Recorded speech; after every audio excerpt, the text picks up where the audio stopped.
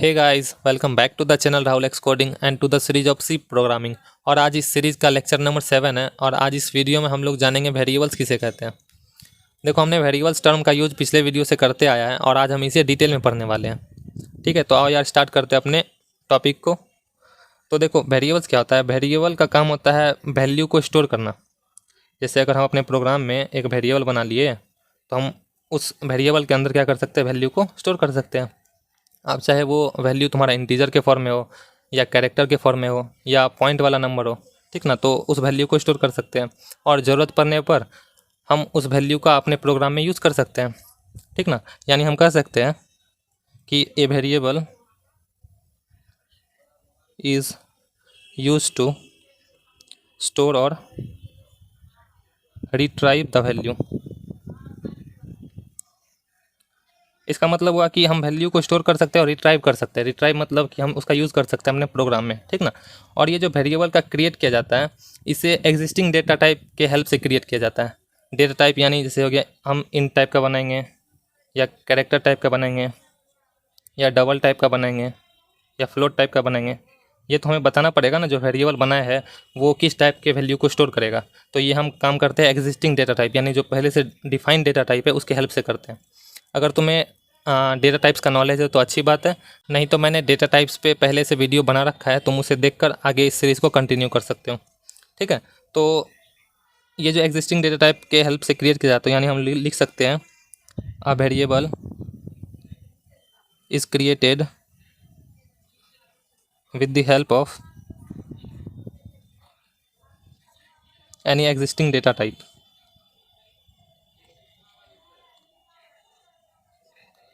ठीक है, अब तो हम लोग अब जानते हैं कि इसे क्रिएट कैसे किया जाता है वेरिएबल्स को, यानी कि इसे डिक्लेयर कैसे किया जाता है। तो अब हम लोग इसका एक बार सिंटैक्स देख लेते हैं। Syntax to declare a variable. अब देखो, डिक्लेयर करने का तरीका है, पहले हम लोग लिखेंगे डेटा टाइप।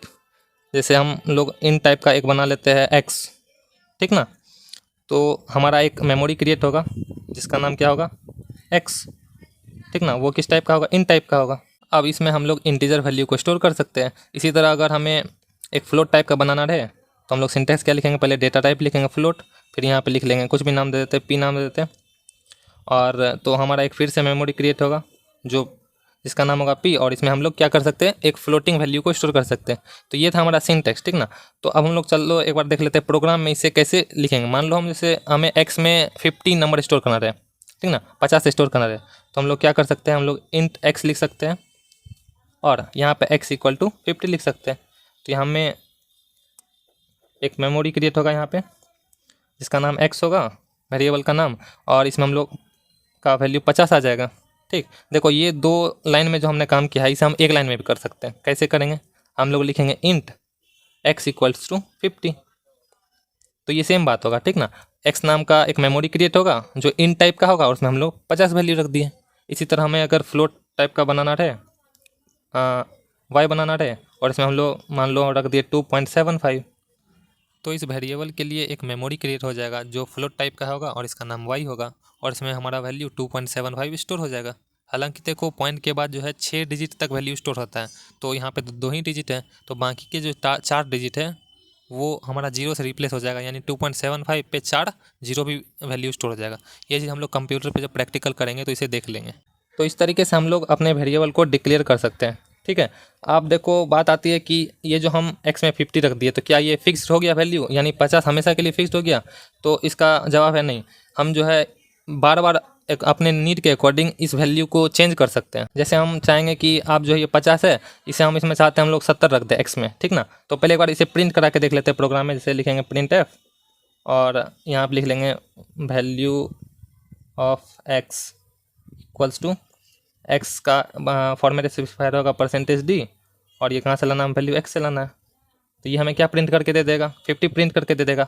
अब हम क्या करते हैं कि एक्स के अंदर हम रखना चाहते हैं 75, तो हम दोबारा लिखेंगे एक्स इक्वल्स टू 75। देखो, बार बार हमें यहाँ पे इंट लिखने की ज़रूरत नहीं है। हमने जब एक बार में ही लिख दिया, यहाँ पे डेटा टाइप डिक्लेयर कर दिया, तो हमें बार बार करने की ज़रूरत नहीं है, ठीक है। तो अब हमने जैसे एक्स इक्वल्स टू 75 लिखा, तो ये जो है 50 कट के हो जाएगा 75। अब जो हम दोबारा हम लोग प्रिंट करवाएंगे अपने वैल्यू को, एक एक्स के वैल्यू को, तो ये हमें प्रिंट करके दे देगा 75। यानी कि क्या हो रहा है कि हमारे वेरिएबल्स में एक टाइम पर एक ही वैल्यू स्टोर हो रहा है। जैसे कि अगर हम कहें कि अभी एक्स में क्या स्टोर है, तो 75 स्टोर है। अब 50 स्टोर नहीं है, 50 वो हट चुका है। तो यानी हमारे वेरिएबल्स में एक टाइम पर एक ही वैल्यू स्टोर होता है। जब भी हम कोई नई वैल्यू डालेंगे तो पिछला वैल्यू वो हट जाएगा और नया वैल्यू हमारे वेरिएबल्स के अंदर आ जाएगा, ठीक ना। इसी तरह हम अगर y के अंदर रख दिए अभी 9.273, ठीक है। और इस बार हम लोग प्रिंट करा के देख लेते हैं, value of y equals to %। इसके लिए हम लोग क्या लिखेंगे, फॉर्मेट स्पेसिफायर y %f लिखेंगे। और इस बार जब हम लोग y के वैल्यू को प्रिंट कराएंगे तो हमारा क्या प्रिंट हो जाएगा, तो इस बार हमारा y का वैल्यू ये 2.75 से कट के क्या हो जाएगा 9.273, ये स्टोर हो जाएगा। और y का अपडेटेड वैल्यू यानी 9.273 इस प्रिंटफ स्टेटमेंट के कारण आउटपुट स्क्रीन पर प्रिंट हो जाएगा। हालांकि देखो हमने y का स्टार्टिंग वैल्यू एक बार यहाँ पर प्रिंट कराकर नहीं देखा, यानी जहाँ पे हम लोग अपडेट किए y को वैल्यू उससे पहले एक बार प्रिंट कराकर देख लेते तो y का वैल्यू जो हमारा 2.75 आउटपुट स्क्रीन पर प्रिंट होता। उसके बाद जब हम ये अपडेट किए तो ये उसके बाद अपडेटेड वैल्यू प्रिंट होता। तो इस तरीके से हम लोग मल्टीपल टाइम्स किसी वेरिएबल के अंदर जो वैल्यू है उसे अपडेट कर सकते हैं अपने नीड के अकॉर्डिंग, ठीक है। तो इस तरीके से हम वेरिएबल्स का नाम अपने प्रोग्राम में डिक्लेयर कर सकते हैं। तो अभी तक जो हम वेरिएबल्स का नाम डिक्लेयर करते आ रहे थे, तो क्या वो कुछ भी हम कर सकते हैं? तो नहीं, ये एक रूल के अनुसार ये चीज़ फॉलो होता है जो कि अभी हम लोग पढ़ने वाले हैं। जैसे कि हम लोग लिखते हैं इंट राम, तो क्या ये लिखना सही है? जैसे कि हम लोग लिखते हैं इंट 1 फर्स्ट, तो क्या ये जो मैंने वेरिएबल्स का नाम दिया है 1 फर्स्ट, ये लिखना सही है? तो इसी के लिए हम लोग पढ़ते हैं रूल्स फॉर नेमिंग वेरिएबल्स, ठीक है। तो चलिए उसे एक बार पढ़ लेते हैं, फिर हम लोग जानते हैं कि कैसे हमें वेरिएबल्स का नाम डिक्लेयर करना चाहिए। अब देखो पहला रूल क्या कहता है, ये जो हमारा वेरिएबल्स होता है, यानी कि तुम उसे आइडेंटिफायर भी कह सकते हो। देखो मैंने बताया था ना, आइडेंटिफायर्स के अंदर वेरिएबल्स आते हैं, फंक्शंस आते हैं, तो फंक्शंस के लिए भी सेम ही रूल फॉलो होता है। तो इसीलिए मैंने आइडेंटिफायर भी ब्रैकेट में लिख लिया। तो पहला रूल ये कहता है कि हमारा जो वेरिएबल का नाम स्टार्ट होगा, ये हमारा स्टार्ट होगा लेटर से। लेटर बोलो तो यानी A to Z, स्मॉल में या कैपिटल में, दोनों में, ठीक ना। तो हमारा वेरिएबल का नाम जो स्टार्ट होगा वो या तो लेटर से स्टार्ट होगा या अंडरस्कोर से स्टार्ट होगा। अंडरस्कोर इसे बोलते हैं, ये जो होता है ये अंडरस्कोर होता है, और एक ये होता है इसे डैश बोलते हैं। ये छोटा होता है, ये हल्का बड़ा होता है, ये नीचे से प्रिंट होता है, ये मतलब सेंटर में प्रिंट होता है। तो ये जो अंडरस्कोर है इसी से स्टार्ट होगा या फिर लेटर से स्टार्ट होगा। और हमारा सेकेंड रूल ये कहता है कि वेरिएबल्स का जो नाम होगा इसके अंदर हमारा हो सकता है लेटर्स, नंबर्स और अंडरस्कोर सिर्फ, ठीक है। तो यानी हमारे वेरिएबल्स के नेम के अंदर सिर्फ लेटर्स होगा, नंबर्स होगा और सिर्फ अंडरस्कोर होगा। तीसरा रूल ये कहता है कि हमारा जो नेम होगा यानी वेरिएबल्स का नेम, इसके अंदर ब्लैंक स्पेस नहीं होगा, ये नहीं होना चाहिए। और स्पेशल कैरेक्टर्स जो होते हैं, एक्सेप्ट क्या, अंडरस्कोर। अंडरस्कोर भी तो हमारा ये स्पेशल कैरेक्टर है, तो हमारा अंडरस्कोर को छोड़ के स्पेशल कैरेक्टर जो है ये अलाउ नहीं होता है हमारे वेरिएबल्स के नेम के अंदर, ठीक ना। और हमारा चौथा रूल्स ये कहता है कि वेरिएबल्स का नाम ये रिजर्व वर्ड की तरह यूज़ नहीं हो सकता है। हमारा जो रिजर्व कीवर्ड्स होता है, जैसे कि हमारा हो गया इंट, फ्लोट, कैर, ये सब क्या है, ये सब रिजर्व कीवर्ड है।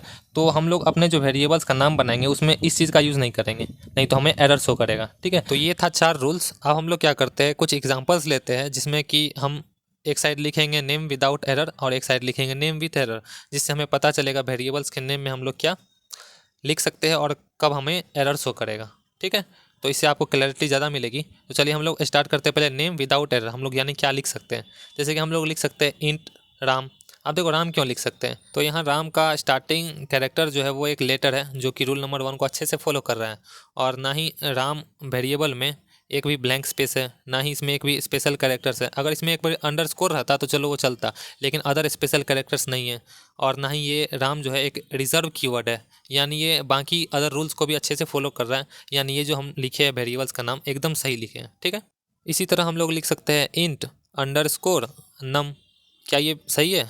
तो हाँ, ये बिल्कुल सही है क्योंकि ये अंडरस्कोर से स्टार्ट हो रहा है और बाकी सारे रूल्स को फॉलो कर रहा है।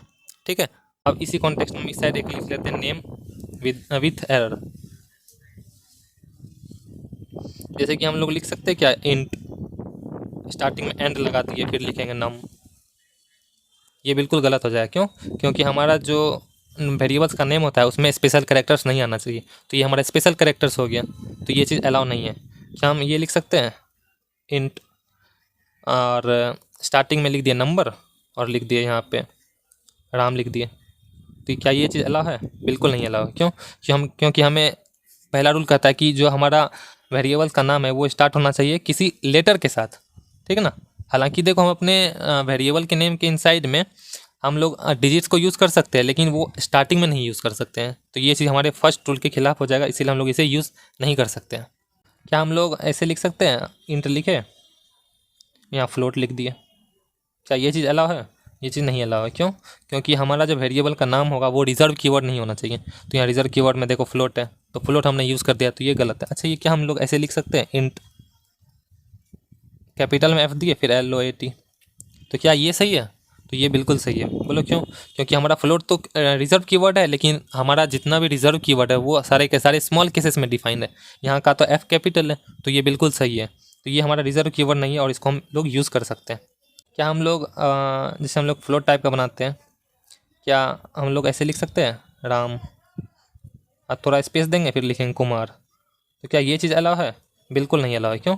क्योंकि राम ये और कुमार ये तो सही है, लेकिन इसके बीच में क्या एक स्पेस लगा हुआ है, तो स्पेस हमें अलाउ नहीं होता है वेरिएबल्स के नेम में। ठीक है, हालांकि देखो इसको हम ऐसे लिख सकते हैं, फ्लोट लिखेंगे राम और कुमार साथ में ही लिख देंगे, तो ये चीज़ हमारा सही है, ये चीज़ हमारा गलत है। तो इस तरीके से हम लोग अपने वेरिएबल्स को डिक्लेयर कर सकते हैं अपने प्रोग्राम में। ठीक है, तो अब हम लोग क्या करते हैं, एक बार इसका प्रैक्टिकल करके देख लेते हैं अपने कंप्यूटर पे, ताकि ज़्यादा क्लैरिटी मिले, और मैं वहाँ पर और भी अच्छी चीज़ें बताऊंगा जिससे तुम्हारा कॉन्सेप्ट और भी ज़्यादा क्लियर हो जाएगा। तो चलो चलते हैं हम लोग कंप्यूटर स्क्रीन पे और करके एक बार देख लेते हैं प्रैक्टिकल्स को। तो चलो हम लोग प्रैक्टिकल भी करके देख लेते हैं। इसके लिए हम लोग सबसे पहले एक न्यू फाइल क्रिएट करेंगे और इसको पहले सेव कर लेते हैं, lecture7.c के नाम से, और इसका हम कोड का बेसिक स्ट्रक्चर लिख लेते हैं पहले।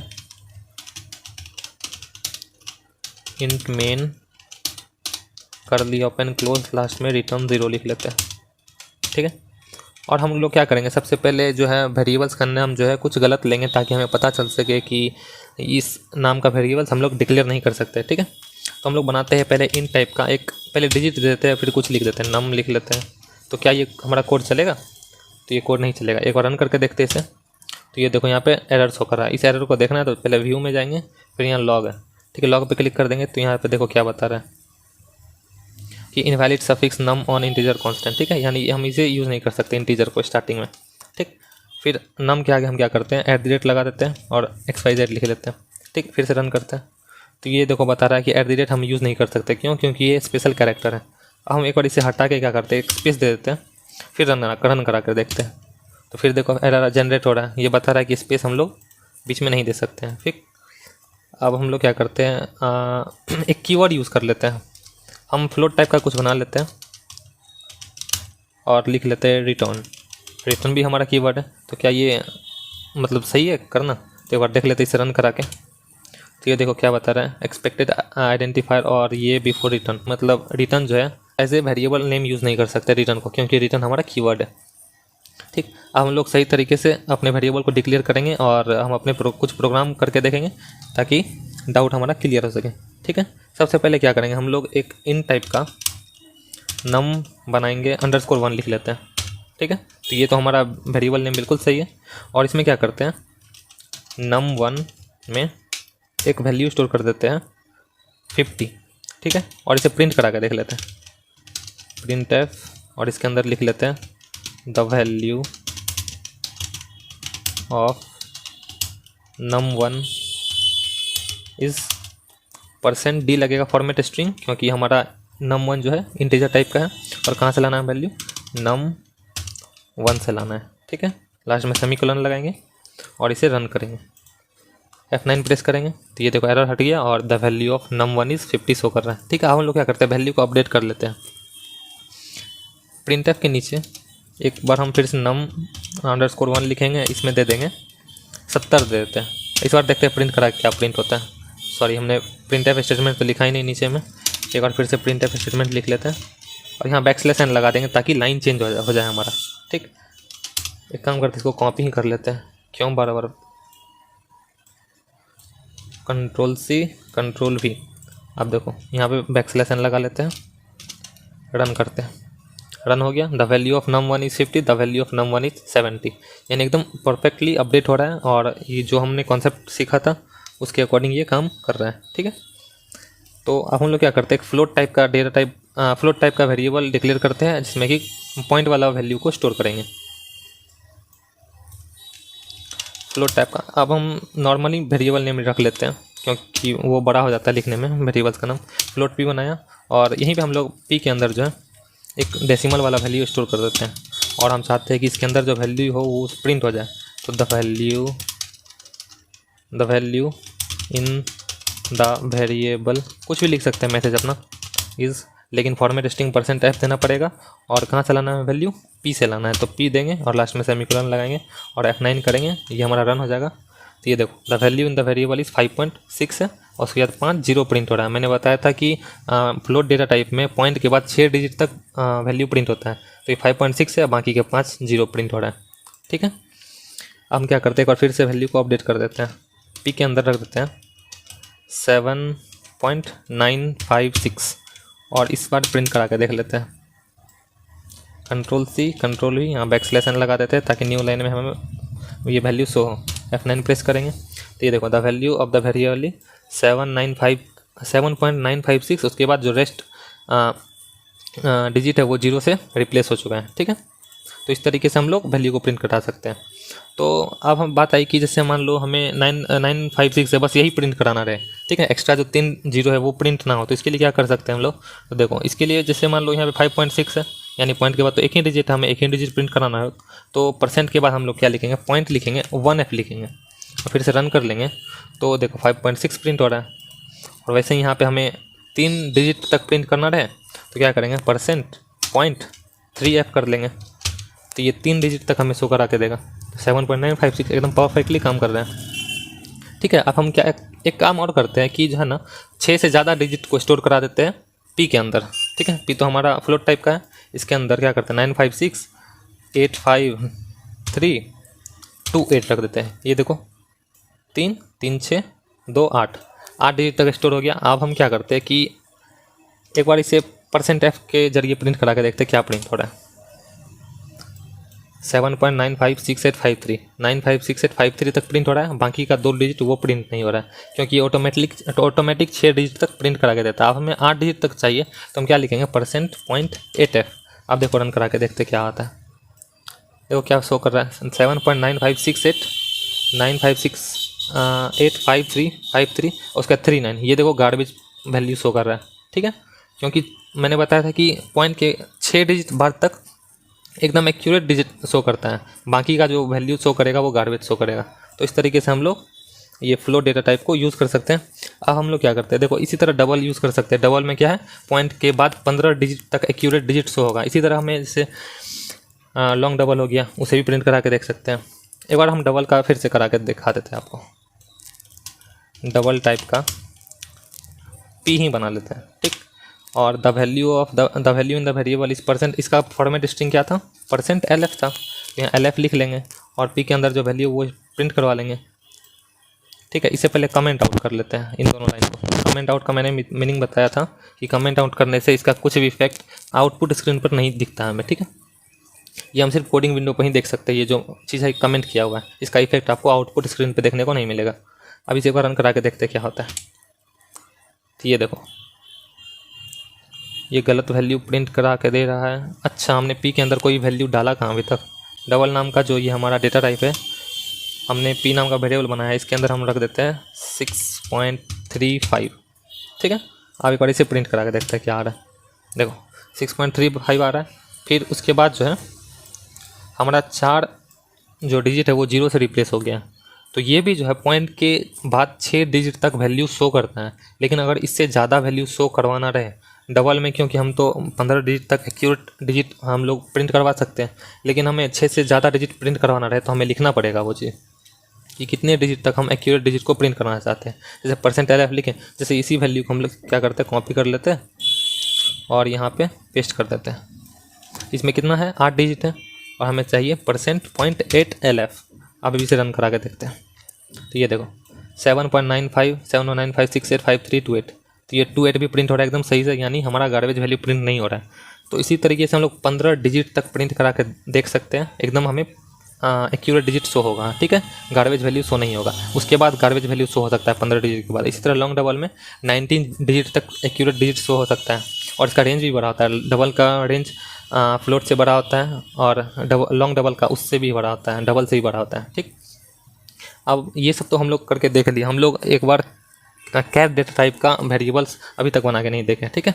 तो हम लोग क्या करते हैं, कैर टाइप का एक CH वेरिएबल बना लेते हैं और यहीं पे देखो इसमें वैल्यू कैसे इनिशियलाइज होता है। इसमें कैरेक्टर में मैंने बताया था कि एक बार में एक ही कैरेक्टर को ये स्टोर करने का काम करता है, कौन, कैर डेटा टाइप, ठीक है। तो ये जो CH में है इसमें एक ही कैरेक्टर स्टोर होगा। जैसे हम लोग डॉलर का सिंबल जो स्टोर कराना चाहते हैं CH के अंदर, तो हम क्या करेंगे कि 2 सिंगल कोट के अंदर हम अपने डॉलर सिंबल को रख देंगे, ठीक है। देखो कैरेक्टर को हमेशा 2 सिंगल कोट के अंदर ही रखा जाता है, ठीक। और लास्ट में हम लोग क्या करेंगे, यहाँ पे सेमीकोलन लगा लेंगे और प्रिंटफ स्टेटमेंट के थ्रू हम इस मैसेज को प्रिंट करा के देख लेंगे। The value inside character CH is, इसका फॉर्मेट स्ट्रिंग क्या है, %C, और हमें वैल्यू कहाँ से लाना है, CH से लाना है। तो CH लिखेंगे, लास्ट में सेमीकोलन लगाएंगे और इस बार इसे रन करके देख लेते हैं। तो ये देखो the value inside character CH is $, एकदम परफेक्टली काम कर रहा है, ठीक है। यानी एक बार में इससे इसके अंदर एक ही वैल्यू को स्टोर करा सकते हैं हम लोग। जैसे इसके अंदर हम लोग K रख देते हैं, ठीक है, फिर रन करा के देखते हैं। तो the value inside character CH is K, एकदम परफेक्टली काम कर रहा है। अब हम देखो इसमें जो है ना नाम को नहीं रख सकते हैं, हमने बताया था कि एक बार में एक ही कैरेक्टर को ये प्रिंट कराने का काम कर रहा है। जैसे हम लोग लिख देंगे राहुल, अब प्रिंट करा के देखेंगे तो ये होगा लेकिन गलत शो करे, लास्ट का जो कैरेक्टर है वही शो करता है, ठीक है, L शो कर रहा है। तो ये एक बार में एक ही कैरेक्टर को शो कराने का काम करता है। तो अगर हमें नेम को अगर प्रिंट कराना रहे तो इसके लिए हम लोग आगे पढ़ेंगे ये चीज़ कैसे प्रिंट होता है। ये स्ट्रिंग होता है हालांकि, तो इसे हम बाद में पढ़ेंगे कैसे प्रिंट किया जाता है, ठीक है। सो आई होप कि आपको ये सारा कॉन्सेप्ट बहुत अच्छे तरीके से समझ में आ गया होगा कि वेरिएबल को कैसे डिक्लेयर करते हैं, वेरिएबल्स के अंदर कैसे वैल्यू को असाइन करते हैं, वेरिएबल्स का नाम कैसे सही से लिखते हैं, और हम लोग हर बार वेरिएबल्स के अंदर जो वैल्यू स्टोर्ड है उसे कैसे बार बार अपडेट करते हैं, ठीक है। अभी तो हम लोग खुद मैनुअली अपडेट कर रहे थे, लेकिन जब हम लोग अच्छे अच्छे प्रोग्राम्स बाद में बनाएंगे तो ये काम खुद ऑटोमेटिक होता हुआ दिखेगा, ठीक है। तो आज के लिए बस इतना ही। अगर ये वीडियो आपको हेल्पफुल लगा हो तो प्लीज़ इस वीडियो को लाइक करना। अगर आपका कोई भी डाउट हो तो कमेंट जरूर करना, शेयर करना इस वीडियो को, और लास्टली चैनल को सब्सक्राइब जरूर करना। चलिए मिलते हैं नेक्स्ट वीडियो में, तब तक के लिए थैंक यू।